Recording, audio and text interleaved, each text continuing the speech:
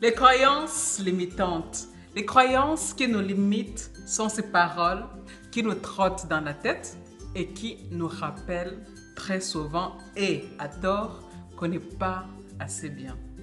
Je m'appelle Patience et j'ai à cœur de parler à la femme belle, intelligente, multitalente et qui sait qu'elle a tout pour réussir. Alors, les croyances limitantes sont ces phrases, comme je viens de le dire tout à l'heure, qui nous rappellent nos limites. Alors, je vais te donner quelques exemples de ces phrases.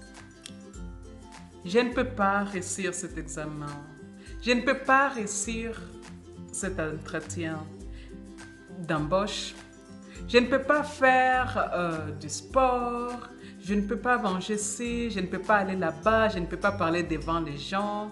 Alors, quelles sont les origines de ces limites? Tout cela commence bien tôt, quand nous sommes encore enfants, avant 8 ans.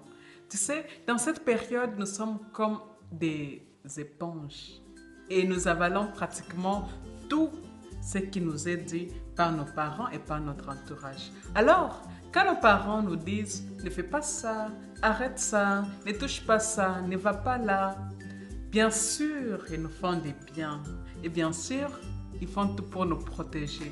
Seulement, cela nous crée nos propres croyances limitantes. Nous apprenons à ne plus oser et, en fin de compte, nous n'osons plus. Alors, lorsque nous devenons adultes, ces croyances limitantes nous poursuivent en général tous et nous ne devenons plus conscients de ce qui se passe. Ça devient automatique. Par exemple, j'ai longtemps pensé que je ne pouvais pas parler allemand. Cela a complètement limité mes compétences en allemand et j'ai fait pratiquement 3 ans sans parler allemand. Pourtant, je vivais en Allemagne et j'étais entourée des Allemands, enfin plus ou moins. Bon, j'étais plus entourée des Français que des Allemands, mais bon, ça c'est une autre histoire. Alors, les croyances limitantes ne sont pas vraies, mais elles bloquent complètement notre potentiel, nous empêchent de réaliser nos rêves. Alors, ma chère, il est temps que toutes ces croyances s'envolent. Prends un stylo et une feuille et écris toutes tes pensées négatives et analyse la façon que cela te limite. Et ensuite, écris comment tu veux te sentir désormais, comment tu veux agir et comment tu veux te sentir. Je l'ai dit tout à l'heure. Alors, si tu me connais bien, tu sais que j'adore les paroles positives. Je te demande donc d'écrire une phrase positive qui décrit la personne que tu veux être.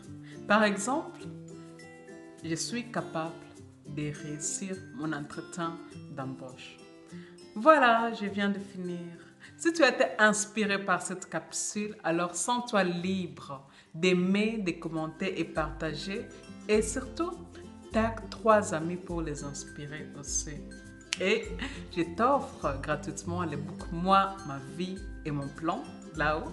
Et Pensez, mon roman Nyota est disponible sur Amazon.